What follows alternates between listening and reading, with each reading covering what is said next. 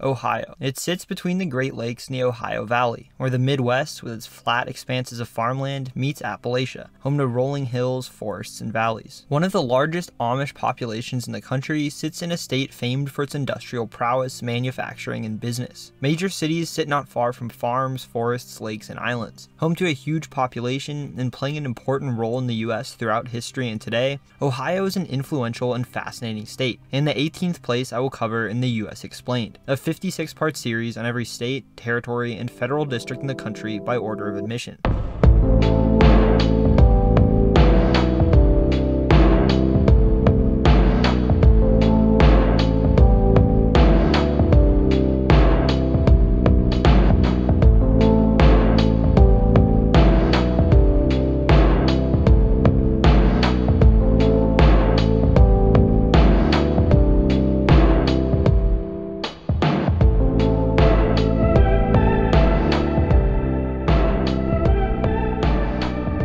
Hello and welcome to That Is Interesting.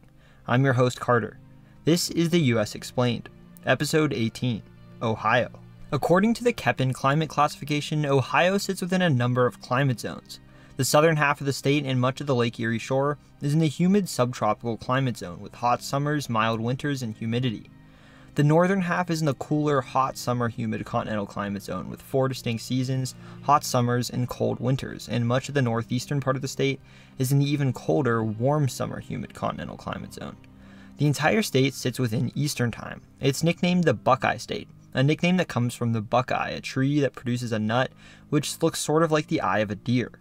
Buckeye trees grow throughout much of the state, and native people called early American settlers in the region Buckeyes. William Henry Harrison was the first U.S. president from Ohio, and when he ran for office, he put forward an image of a hard-working log cabin candidate from the frontier, and his supporters used the buckeye and buckeye wood as symbols of his campaign, representing both him and his home state. They're a huge symbol of Ohio, and one Ohioans are very proud of. Ohioans sometimes call themselves Buckeyes, and the Ohio State University nickname is the Buckeyes. They even have a mascot called Brutus the Buckeye. Buckeyes themselves are not edible, but there's an Ohio treat that's popular in the state called the Buckeye, which is basically a ball of peanut butter fudge partially dipped in chocolate, so it looks like the nut. Ohio's flag even includes a Buckeye. As state flags go, it's one of the most interesting and unique, in my opinion. While every other state flag and most flags of countries as well are rectangles, Ohio's is not. The design is called a swallowtail or a burgee, and it's essentially a triangle with a triangular section cut out from the tip, so it ends in 2 points. Yes, it's unusual, but I think its interesting design makes it memorable, and I consider it one of the better state flags. It's based off of the American flag with a few differences other than its shape. It has 5 stripes, not 13, 3 red and 2 white, and because of the flag's shape, they move inward.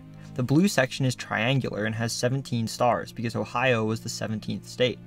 In the middle of the stars sits a white circle with a red circle in the center, meant to represent both a buckeye and the letter O for Ohio.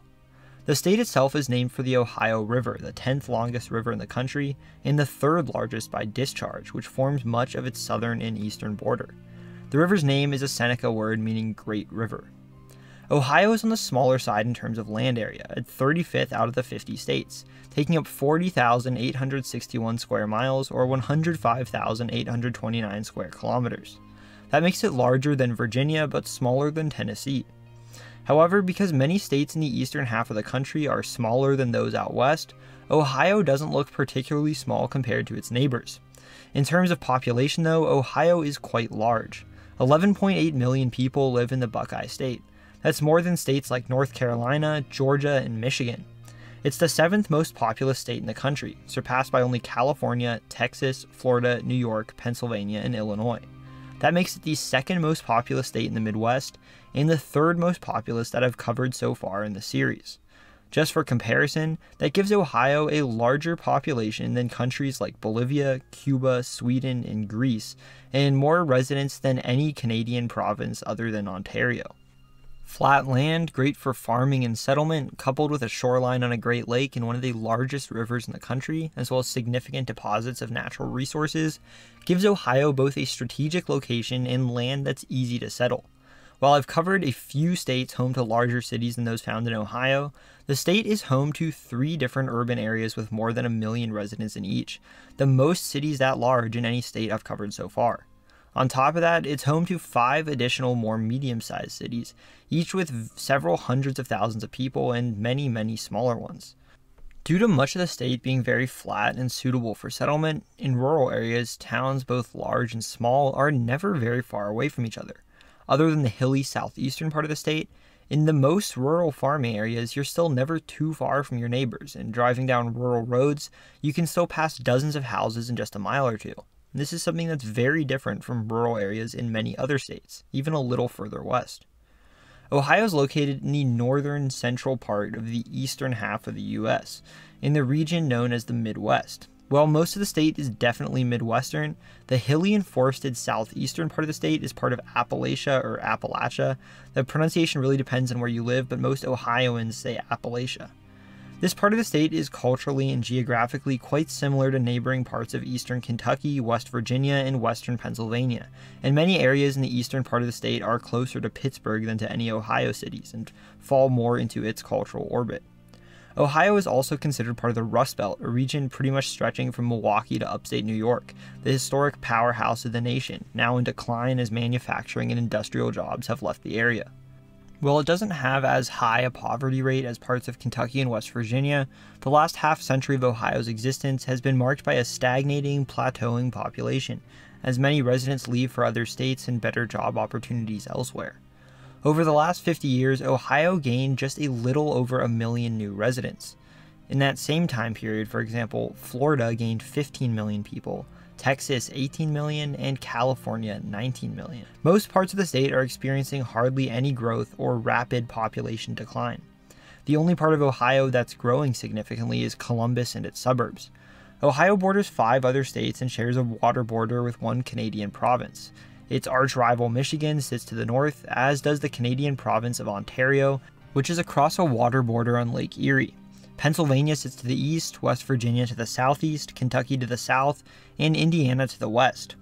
Ohio has a pretty long shoreline on Lake Erie, the longest of any of the 4 states on the Great Lake. The curving path of the lake helps give Ohio its unique shape. Though it's a water border in the lake, the Ohio-Michigan border reaches land at Toledo on the shores of Maumee Bay, the westernmost point of Lake Erie.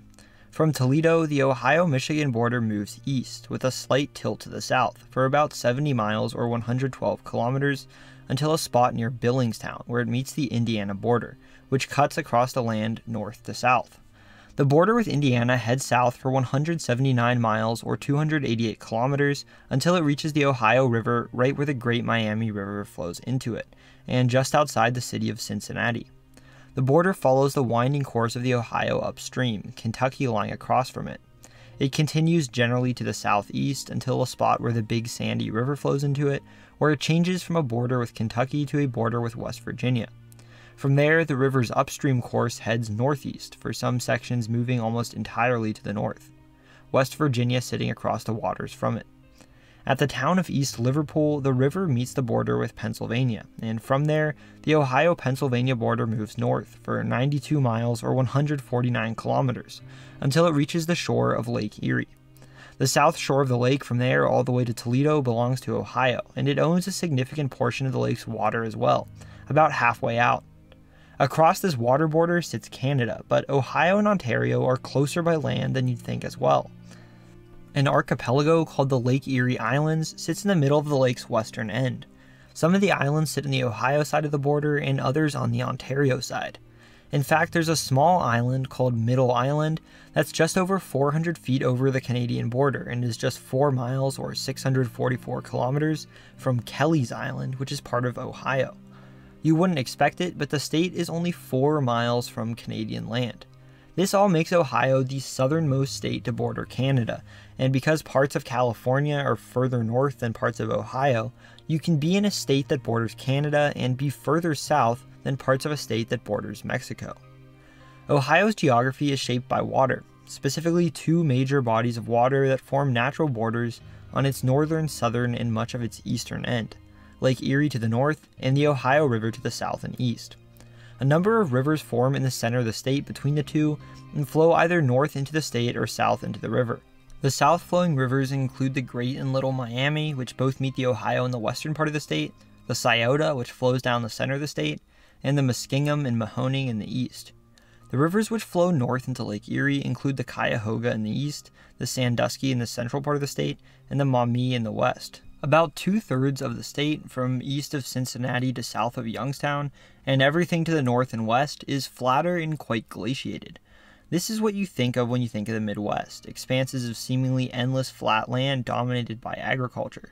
The Maumee Valley, where Toledo is located, is very low-lying. In fact, the whole thing used to be an enormous swamp called the Great Black Swamp, which stretched all the way to Fort Wayne, Indiana, but was drained to use for farmland.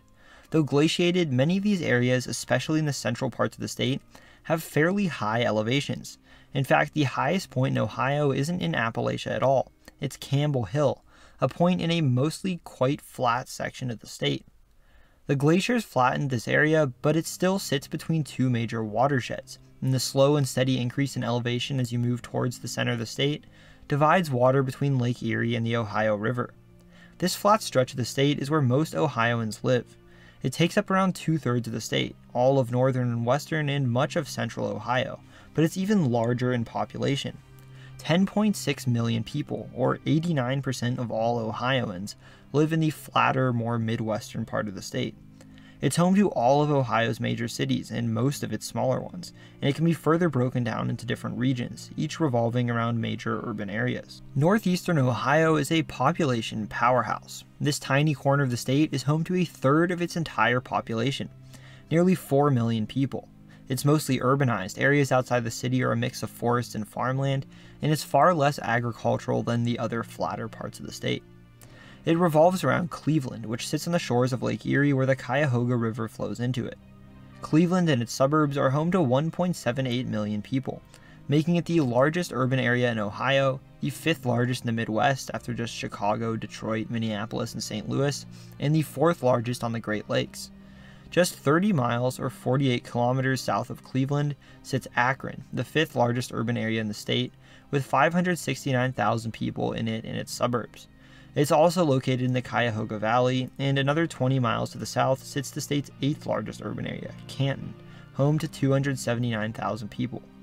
It's only about an hour's drive from Canton to Cleveland, and the suburbs of the three cities have significant overlap. Akron and Canton even share an airport. They're all different and distinct urban centers, but Akron and Canton are very much within Cleveland's orbit, and it's possible to travel between the three cities without ever really leaving an urbanized area. Youngstown, Ohio's 7th largest urban area, is home to 387,000 people in it and its suburbs. It sits to the east of Akron, just 2 miles from the Pennsylvania border. It's about halfway between Cleveland and Pittsburgh, and because of that, it's influenced by both cities. The region is also home to a number of smaller cities, such as Warren near Youngstown, Lorain and Elyria, cities on and near the lake that are now being pulled in by Cleveland suburbs, Ashtabula on a lake near the Pennsylvania border, and Mansfield near the foothills of the Appalachians. A manufacturing center and the population center of the state, Northeast Ohio is very much part of the Rust Belt, and because of that, even though it isn't a part of Appalachia, there's a lot of cultural similarities between the two. Eastern Ohio and western Pennsylvania are very similar to one another. Cleveland and Pittsburgh are only a little over 2 hours apart, and both regions were historic manufacturing centers of both their states that have since gone into decline and have suffered major job and population loss. I'm originally from western Pennsylvania, and there are so many similarities between there and much of Ohio, not just the Northeast, including similar accents and dialects, food and traditions, history, politics, culture, and much more. In northwest Ohio, the lakeshore changes direction, moving further north, and is more low-lying, with bays and inlets like Sandusky Bay and Maumee Bay cutting into the state in peninsulas, like the large Marblehead Peninsula, jutting into the lake, and it is home to the Lake Erie Islands. The region revolves around Toledo, the 6th most populous urban area in Ohio, with 507,000 people in the city and its suburbs. Toledo sits on the western end of Lake Erie where it meets the Maumee River, and is just south of Michigan. Detroit is only an hour away, and some of Toledo's suburbs cross into the state. Much of this region is also very agricultural, and smaller cities like Lima, Bowling Green, Fremont, Findlay, and Marion dot the farm-covered landscape, while another smaller city, Sandusky, sits on the lake on Sandusky Bay. Central Ohio revolves around Columbus, Ohio's capital and the third most populous urban area in the state, home to 1.37 million people in it and its suburbs. The city sits on the Scioto River pretty much in the middle of the state. While most of Ohio's population is declining, Central Ohio has been growing, and considering Ohio's three major cities, sometimes called the three C's, Cleveland, Cincinnati, and Columbus, have very similarly sized populations, it's likely that the fast-growing Columbus will soon be the state's largest population center. Other smaller cities like Mount Vernon, Lancaster, and Newark sit outside the city. Southwest Ohio is centered around the state's second largest urban area, Cincinnati. It's home to 1.62 million people in its urban area, making it a little larger than Columbus and a little smaller than Cleveland. The state's a rare example of one whose major cities are all so similar in population. Cincinnati sits right on the southwestern corner of Ohio, near the border with Indiana and across the Ohio River from Kentucky. It has suburbs in both states, but especially Kentucky, with cities like Covington and Newport sitting right across the river from downtown. Sitting on the Ohio River, it is a unique culture with a number of regional influences. It's a Midwestern city, but the South is not far away. Kentucky sits right across the water, and the river and city were often a gateway to the West, making it and the region that revolves around it something of a cultural meeting point. 47 miles to the north of the city, on the Great Miami River, sits Dayton, Ohio's fourth largest urban area, with 724,000 people in it and its suburbs. Similarly to Cleveland and Akron, Dayton is its own distinct city but isn't far from the larger Cincinnati, and you can travel between the two cities without ever leaving an urbanized area. Finally, while much of northern and western Ohio is flat and dominated by farmland, the southeastern third of the state is covered in hills and forests. Though it takes up a major chunk of Ohio's land, it's one part of the state that is not very urbanized and home to no major cities. Despite taking up around a third of Ohio's land, southeastern Ohio is relatively sparse compared to the rest of the densely populated state. Only 1.2 million people, 11% of Ohio's population, lives there. That's less than the Columbus area alone. It's part of Appalachia. The Allegheny Plateau reaches into this part of the state across the Ohio River, and it's filled with forests, green hills, and tight valleys. This is the edge of Appalachia. The hills are less rugged and difficult to inhabit than in parts of neighboring states like Kentucky and West Virginia, but the area is still filled with beautiful scenery. Culturally, it's close to neighboring western Pennsylvania, West Virginia, and eastern Kentucky. Many of its larger towns sit on the Ohio River, across from Kentucky or West Virginia, such as Portsmouth, the historic city of Marietta, Gallipolis, Steubenville, and Ironton, part of the same urban area as the West Virginia city of Huntington and the Kentucky city of Ashland. Other cities further from the river include Zanesville, Chillicothe, Athens, and New Philadelphia, to name a few. On top of the area's natural beauty, it was the first part of the state that settlers came to, and so many of the region's towns are old and historic. A huge Amish community exists in Ohio, second only to Pennsylvania, and it's centered in this part of the state, reaching into Northeast Ohio as well. What is now Ohio was originally home to a number of different indigenous peoples. Ancient civilizations built incredible structures such as the Serpent Mound, a large earthwork in southeast Ohio that when seen from above depicts an enormous snake eating perhaps an egg or the sun. Though not much is known about the very early indigenous peoples of the region, in later years the area was home to peoples like the Kickapoo in the northwest, the Erie in the northeast on the shores of the lake, the Miami in the southwest, and other peoples such as the Monongahela, Calicua, and Ofo. After the arrival of European colonists in North America, what is now Ohio was in a state of chaos. European settlers brought with them diseases that the indigenous people had not yet been exposed to, such as smallpox. These diseases ended up decimating the continent's indigenous peoples, killing 90% of them. Those that survived often died at the hands of colonists as European settlements pushed further westward, encroaching on their land and pushing those that survived west. Because of this, Ohio, which sat just to the west of the many eastern regions that Europeans were settling in, saw not only many of their native tribes almost completely wiped out due to disease, but refugees from the east flee across the Appalachians as European settlements expanded. Many native peoples from the East Coast that you might remember from previous videos settled in Ohio, completely changing the region. In northwestern Ohio, peoples like the Ottawa from Ontario and the Susquehannock from Pennsylvania fled to the region. The Wyandot, also from Ontario, migrated to what is now eastern Ohio, as did some Tuscarora from North Carolina. The Mohicans from the Hudson Valley and the Lenape, who lived from Connecticut to Delaware, moved to central Ohio, as did the Tutelo from Virginia. The region, decimated by war and disease, became a patchwork of many native peoples, both those who had been there before and those who had fled there from across the Appalachians. They were, however, dominated by a union of 5 peoples from what is now upstate New York known as the Haudenosaunee, or Iroquois Confederacy. The Iroquois took advantage of the weakened state of many of the region's native peoples and launched a series of invasions and conquests, expanding their territory as far as Illinois and Virginia to build a fur trading empire. Known as the Beaver Wars, these invasions were all that many tribes, already devastated by disease and colonial expansion, could take. Entire peoples were wiped out, and refugees often poured into Haudenosaunee lands, where they were absorbed into the Iroquois Confederacy. Iroquois peoples like the Seneca then came to settle much of Ohio, using the land for fur trapping. It was part of the Iroquois Confederacy until the early 1700s. By then, France was turning the interior of the continent into their own fur trading empire. Though most French settlements were along the Mississippi and St. Lawrence rivers, they pushed their control west into what is now Ohio, even though it was still mostly inhabited by native people. Britain controlled the Atlantic coast and soon began desiring to push west into areas controlled by France.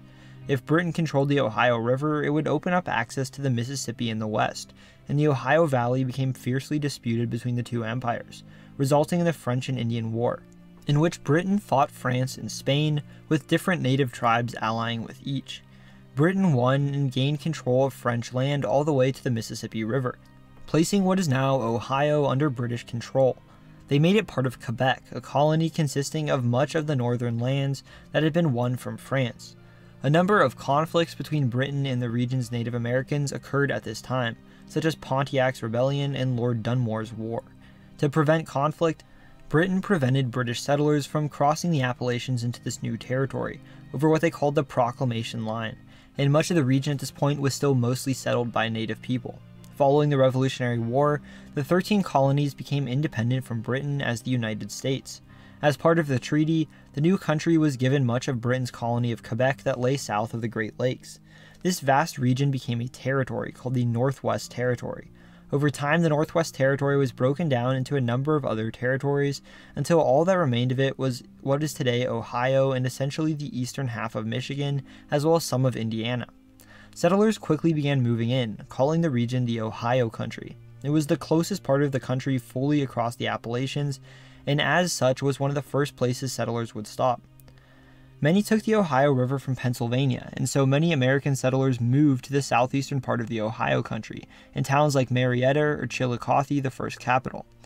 Many settlers were Germans who came from Pennsylvania, and today Ohio has one of the largest German-American populations in the country.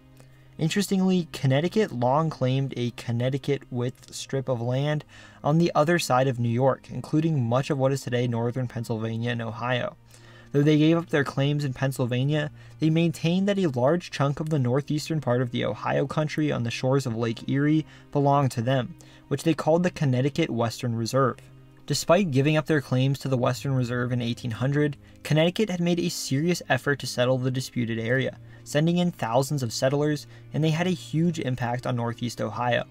Many, especially in the western half of the reserve, were people whose homes had been destroyed by the British during the Revolutionary War. So many people in this part of the reserve had their houses in Connecticut burned down that it became known as the Firelands, a name that's still used today. Cleveland was named after Moses Cleveland, the leader of the Western Reserve settlers, and in addition to Ohio's largest city, they founded many of the region's other cities like Youngstown, Ashtabula, Akron, and Warren. Case Western Reserve University in Cleveland is named for the reserve, and many Northeast Ohio towns are named after towns in Connecticut, and are given New England-style layouts and designs. The Ohio country's population was growing rapidly, and on March 1, 1803, it was admitted to the Union as the 17th state. Interestingly, its admission had never been officially signed, something that wasn't realized until 1953, so technically it wasn't actually admitted till then, though for all intents and purposes it was a state after 1803. Its population skyrocketed as settlers continued moving west. In 1800, only 43,000 people lived in Ohio, less than any state. 10 years later is up to 230,000, and in 1840, less than 40 years after it gained statehood, 1.5 million people lived in Ohio, making it the third most populous state. It would be among the 5 most populous states in the country all the way until 1970. Close to the eastern states where many settlers came from and filled with flat, fertile land, as well as a shore on Lake Erie and the Ohio River which made it important for trade and commerce, it's no surprise that Ohio quickly became such a center of population. In the early 1800s, numerous wars were fought in Ohio. Tecumseh's War, in which Shawnee Chief Tecumseh led many native people in the Midwest to rebellion against American rule, started in the state. Sitting across Lake Erie from Canada, it played a crucial role in the War of 1812 between British Canada and the United States. Put-in Bay, a town on one of the Lake Erie Islands in Ohio, was the site of the Battle of Lake Erie, in which Oliver Hazard Perry led the U.S. to victory over the British. A tense border dispute called the Toledo War nearly led Ohio and Michigan to conflict. Incorrect maps led to a dispute over the section of land called the Toledo Strip, home to the mouth of the Maumee River and where Toledo is today. Both states wanted the area for its strategic location and the potential for the Great Black Swamp to be drained and turned into rich farmland. War actually came very close to breaking out, and militias came head-to-head, though no one was killed. Eventually, the U.S. government had to step in and resolve it. They gave the Toledo Strip to Ohio, and in return, Michigan was given its Upper Peninsula. Thanks in large part to the Toledo War, Michigan and Ohio to this day have one of the strongest rivalries of any two states, and it's epitomized by a fierce football rivalry between the Ohio State and University of Michigan teams. A northern state, slavery had been outlawed in Ohio since statehood. Sitting right across from the Ohio River from southern slave-owning states, many enslaved black people would cross the river to Ohio seeking freedom, or would head further north to Canada. Ohio River cities like Cincinnati were major destinations on these routes, known as the Underground Railroad. Many Ohioans played prominent roles in the abolitionist movement in the build-up to the war. Harriet Beecher Stowe, who wrote Uncle Tom's Cabin, lived in Cincinnati for much of her life, and John Brown, who led the raid at Harper's Ferry, as well as abolitionist militants in the violent clashes in Kansas known as Bleeding Kansas, grew up in Ohio and had moved there as a boy from Connecticut as part of the Western Reserve. A higher percentage of Ohioans fought for the Union than people from any other state. Before the war, Ohio was already starting to become a major center of manufacturing and industry, and this would only increase during and after it. The state was home to rich deposits of coal, oil, natural gas, and iron. The country's first major railroad, the Baltimore and Ohio or B&O Railroad, connected it to the east, and major canals such as the Ohio and Erie Canal and the Miami and Erie Canal connected the Ohio River to Lake Erie, making shipping of freight between the two possible. In fact, out of Ohio's 8 largest urban areas today, only Canton did not sit somewhere along the state's canal systems. Sitting on excellent transportation routes and home to vast amounts of natural resources, it only made sense that Ohio would become a manufacturing giant. Coal mined in Ohio could be transported across the country, as well as used to power and feed steel mills using iron mined in the state or shipped in from other deposits around the Great Lakes. Youngstown and the surrounding Mahoning Valley became a major center of steel production, and Standard Oil was founded in Cleveland and opened its first refinery in the city. Ohio is where many raw materials from the Midwest could be shipped, manufactured into other products, and then sent to the cities of the East Coast. The state became well off and prosperous. Its cities boomed with tall skyscrapers and enormous populations. Cleveland and Cincinnati were for a time both among the 10 largest cities in the country. As Ohio was prospering economically, immigrants poured in seeking jobs in the factories, mines, and mills. Immigrants from Ireland, Italy, and Germany fled poverty and conflict back home and found plenty of jobs available in Ohio. Germans especially became dominant in the state, many of whose residents already had German ancestry, and cities like Cincinnati and Columbus became home to huge German populations. Immigrants from Central and Eastern Europe also made their way to Ohio, with Cleveland gaining large Polish, Hungarian, and Slovak populations. After the automobile was invented, manufacturing of cars took off in the state too. Before manufacturing took off, Ohio had been mostly agricultural, and farming remains an important part of the state's economy. Pig farming was huge, and Cincinnati became the center of the pork packing industry, giving it the nickname Porkopolis.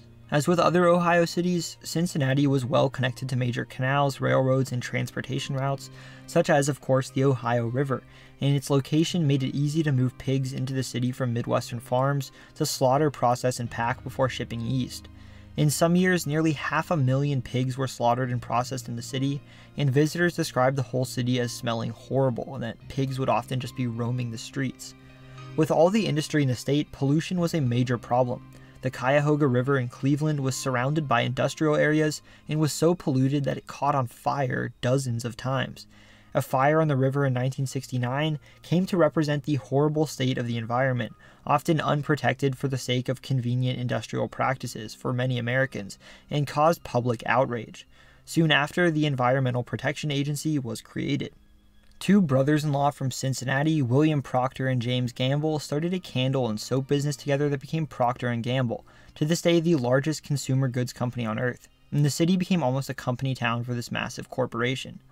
Many Ohioans working in manufacturing jobs were members of unions, and it had a strong union tradition and one of the highest union memberships in the country. Dayton became a center of aviation thanks to two brothers from the city, Orville and Wilbur Wright, who invented the airplane in a bicycle shop they owned in the city. In Canton in 1920, a group of local Ohio football teams met and created a football league that would eventually become the NFL. Because it started in Ohio, the early NFL was dominated by Ohio teams. In many smaller cities and towns that today might not be considered big enough to have an NFL team, like Akron, Toledo, Dayton, Canton, and even smaller cities like Portsmouth, had teams. Even LaRue, a town of 747 people, had an NFL team. During the World Wars, as manufacturing increased even more in the state and many people left to serve overseas, job opportunities opened up across Ohio. Many black people from the South, fleeing racial discrimination and violence as well as a low-paying, exploitative system of farming known as sharecropping, headed to seek work in northern cities in what was known as the Great Migration. Ohio, filled with large manufacturing cities and just across the Ohio River from the south, became a major destination and saw the fifth highest growth in its black population of any state during the Great Migration, with black people making up just 2.3% of Ohio's population in 1910, a number that had risen to 10% by 1980. Cleveland especially was one of the largest destinations in the Great Migration, and many black people that moved to Ohio came from states to the south of it, like Kentucky, Tennessee, Alabama, and Mississippi. Many famous astronauts came from Ohio. Neil Armstrong, the first man on the moon, was from the Buckeye State, and John Glenn, the first American to orbit the Earth, was from Ohio and went on to represent the state in the Senate for 24 years. In 1970, the state's National Guard shot and killed 4 students at a Vietnam War protest at Kent State University outside of Akron, an event that shocked the nation. In 1995, the brutal Bosnian War was brought to an end with the signing of the Dayton Accords at Wright-Patterson Air Force Base in Dayton. Ohio, long a giant of manufacturing, was hit hard by the decline of the industry in the U.S. It's still to this day one of the largest manufacturing states, but has seen major job loss over the last few decades. Many factories have shut down, and the towns that were dependent on them have struggled to survive. This is true in neighboring states as well. Manufacturing giants like Pennsylvania, upstate New York, Indiana, Michigan, Missouri, Wisconsin, West Virginia, and Illinois are often known as the Rust Belt. Often people simply left the state looking for better opportunities elsewhere, which has led to a downward spiral and exacerbated Ohio's economic challenges. Rural areas and small towns have been far from the only places affected. Many of Ohio's cities, once among the largest in the country, have seen enormous population decline. I don't often use populations within the city limits for my videos because it's not an accurate depiction of the entire urban area, but the massive population loss in the city limits of Ohio's cities paints a picture of a once thriving downtown now only at partial capacity, many buildings standing empty and vacant lots more common than new developments. In fact, of the 10 U.S. cities with the largest population decline since their peak, 3 are in Ohio. Dayton is at number 10, having lost 46% of its residents, Cleveland at number 4 with 57%, and Youngstown at 3rd with a 61% population decline, all staggering exoduses from the city. This has led in part to Ohio having one of the highest rates of opioid overdose deaths in the country. The Rust Belt in general has been hit very hard by the opioid crisis. Though its population is shrinking and it's likely to be surpassed by Cincinnati and Columbus soon, Cleveland is still the largest urban area in Ohio and is the urban core of the densely populated northeast part of the state. In its heyday, it was the 5th largest city in the country. Today, it's the country's 25th largest urban area, home to 1.78 million people. It's home to wealthy suburbs stretching along the lake, yet at the same time the city itself faces major issues with poverty. In fact, out of all major U.S. cities, Cleveland has the 2nd highest poverty rate in the country, with 32.7% of its residents living below the poverty line. Coupled with this are major problems with crime as well. Despite its challenges, Cleveland has a lot to offer. The tallest building in Ohio, the Key Tower, is located in the city, and it gives Ohio one of the tallest buildings in a state. The historic Terminal Tower is the state's 2nd tallest and was once the 2nd tallest building on Earth. Because the city hasn't grown much in recent decades, its skyline is filled with a number of older buildings, and the city's home to many brick and stone low-rises. Much of its architecture really isn't too different than if you'd visited in the middle of the last century. Because of its historic connection to Connecticut, it's laid out in a New England design, centered around a grass mall in the middle of the city. The mall even has a convention center underneath it. Many Clevelanders are descended from Eastern and Central European immigrants, and they've had a major influence on the city and its food and culture, as has the city's large black population, many of whom moved there during the Great Migration. Sitting on Lake Erie, it's a major inland port city and the largest city on the lake.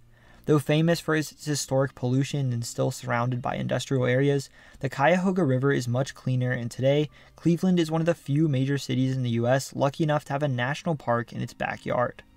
Cuyahoga Valley is one of the few national parks in the eastern half of the country, and is nestled right between Cleveland and Akron on the Cuyahoga River, home to beautiful forests and glens, waterfalls, and wildlife. The city played a major role in American music. It was the birthplace of rock and roll, and today is home to the Rock and Roll Hall of Fame, Ohio's most visited tourist attraction, which brings 580,000 visitors to the city every year, sitting on the waterfront next to the Great Lakes Science Center. The Cleveland Clinic, located in the city, is widely considered to be among the best hospitals in the world. Cincinnati is just behind Cleveland as the second largest urban area in the state, home to 1.62 million people, making it the 30th largest in the country. The city has been shaped by the Ohio River, which it sits on, in the southeast corner of the state near where it meets the Great Miami River. Hundreds of thousands of people live across the river in Kentucky suburbs like Covington, as well as some across the border in Indiana. The river made it an early center of trade and commerce, and it quickly became one of the largest cities west of the Appalachians. Today, it's still a major inland port.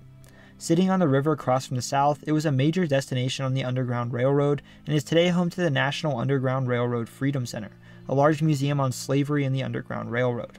Once a meat packing center nicknamed Porkopolis, it also gained the nickname Queen City as the most thriving and successful urban center in what was then considered the country's west.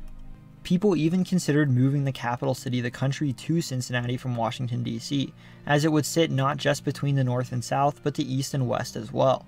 As German immigrants flocked into Ohio, many came to Cincinnati, and today it's home to one of the largest German-American populations in the country. Many moved to a neighborhood that became known as Over the Rhine, and the historic neighborhood today is home to German churches, restaurants, and architecture. Today, Cincinnati is home to the largest Oktoberfest in the country, which brings in 500,000 people every year. Geta, a food made of sausage and oats, is very popular in Cincinnati and was brought there from the city's German immigrants. Greek immigrants created the city's most famous dish, Cincinnati Chili.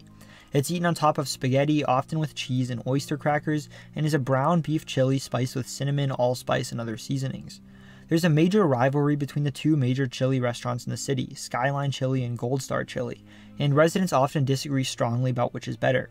If you're from Cincinnati, go leave a comment and let me know which chili brand is your favorite. Along with Louisville and Pittsburgh, it's one of the three major Ohio River cities and is home to a beautiful skyline marked by the unique Great American Tower with a tiara on its roof, signifying Cincinnati's name of Queen City. The third of the three sea cities is Columbus, not far behind Cincinnati with 1.37 million people, making it the 37th largest urban area in the country. It sits in the Scioto River in central Ohio and is the state's capital city.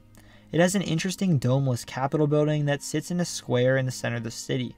Parks and trails line the Scioto, and it's home to a newer looking skyline, as well as older buildings like the Levesque Tower.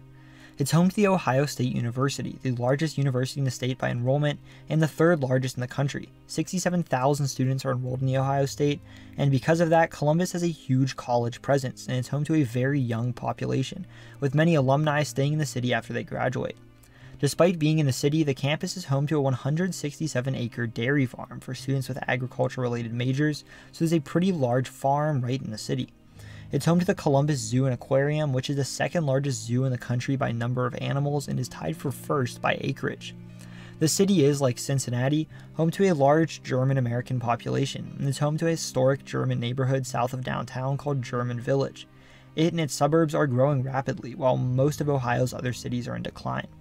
By city limits alone, it's far surpassed Cleveland and Cincinnati, and its urban area likely will too. In fact, 5 of the 6 fastest growing counties in the state are located in Columbus and its suburbs, and it's largely the reason Ohio's population is growing at all. The city is often used as a test market by companies for new products, as it's a young, fast-growing, economically stable city, and if products do well in Columbus, they tend to do well in the country overall.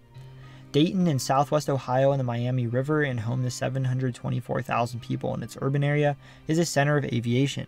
It was where the Wright brothers created their airplane, and the city's home to a number of aviation-related historic sites as well as a major Air Force presence with the Wright-Patterson Air Force Base, home to the National Museum of the Air Force and where the Dayton Accords were signed. Today, it's home to a major defense and aerospace industry.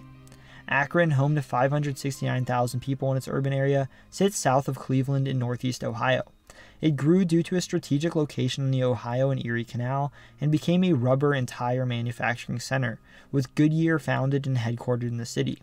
It, like Cleveland, sits close to the Cuyahoga Valley National Park. Its suburbs overlap with those of Cleveland and Canton, and it's close to both cities. With 507,000 people in its urban area, Toledo is the urban center of northwest Ohio. It sits on the Maumee River where it meets the westernmost tip of Lake Erie, with suburbs stretching into Michigan. It's an important port city that became a center of glass production, and is nicknamed Glass City, with glass art filling the city. 78.3% of Ohioans are white, 12.2% are black, 3.9% are Latino, and 2.3% are Asian American. Many Ohioans, nearly 24%, have German ancestry, and the state has more German Americans than any other state besides Pennsylvania and California. A major destination during the Great Migration, it's home to the second largest black population in the Midwest, and the state, especially around Cleveland, is home to many people with Central and Eastern European ancestry, another similarity it has with nearby Pittsburgh. The state's home to a large Polish American population, second largest Slovak American population, and the largest Hungarian American population in the country. Ohio is also home to the second largest Amish population in the US, surpassed only by Pennsylvania. Many Amish lead a traditional lifestyle, not using cars and a lot of technology, and live in farming communities, raising barns and riding horses and buggies. They're mostly centered in the eastern part of the state, which is very much Amish country, and nearly a quarter of all Amish people in the US live in Ohio. In large part because of the state's Amish community, German is the third most spoken language in the state, when it's only the 10th most spoken in the country overall. Geta, Buckeyes, and Cincinnati Chili are a few traditional Ohio foods, as is the Polish boy, a Cleveland sausage made of kielbasa with fries, barbecue sauce, and coleslaw on top, all in a bun. Ohio is known for its amusement parks. It's home to several of the most visited amusement parks in the country.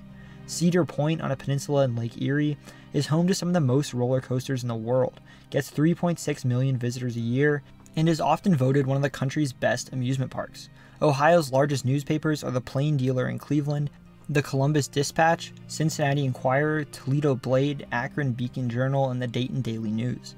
Major colleges include the Ohio State, Case Western Reserve University, Ohio University, the University of Cincinnati, Miami University, Oberlin, Kenyon, and many more.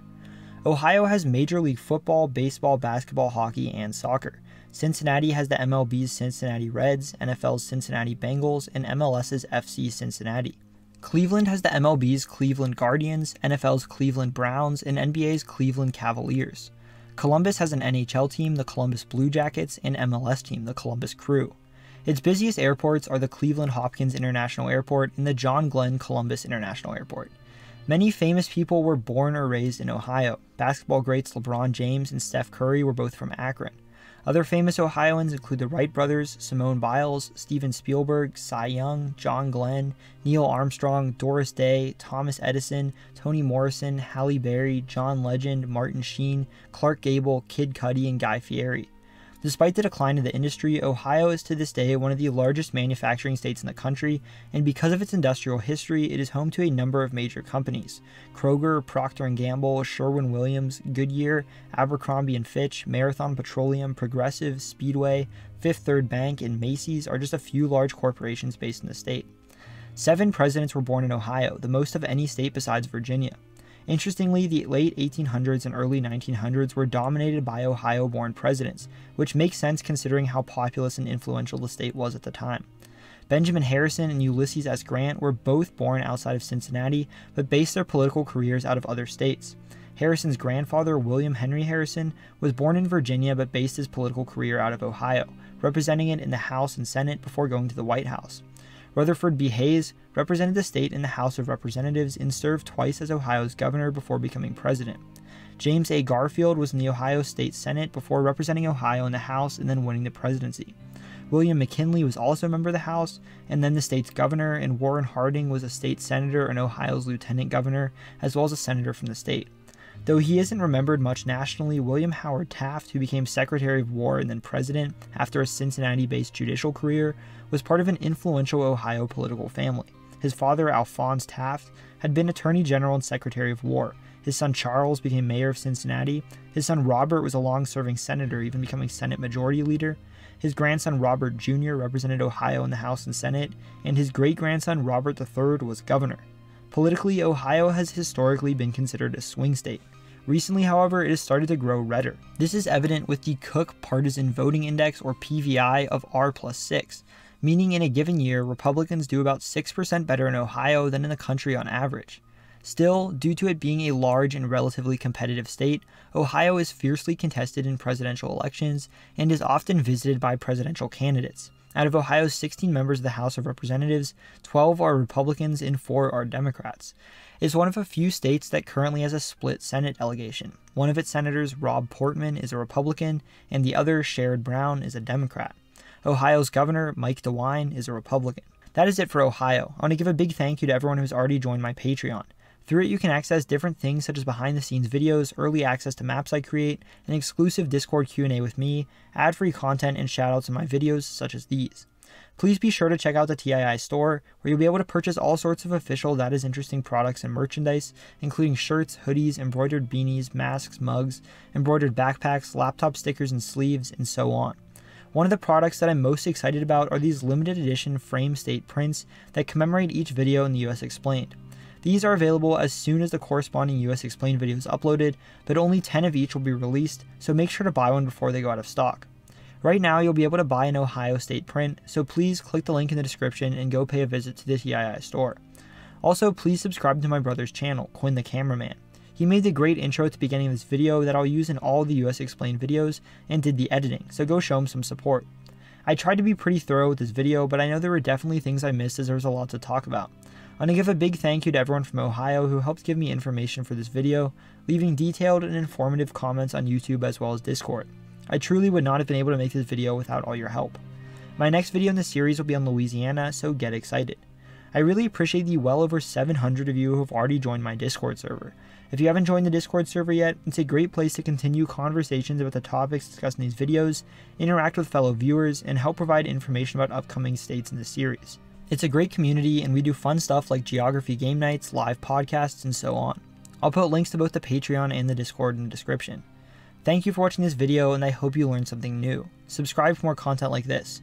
I cover the countries, cities, people, and places of the world and beyond. These videos will leave you saying, that is interesting. Hi guys, so I got some Cincinnati chili here, having it over some spaghetti. Stuff's good. Ah.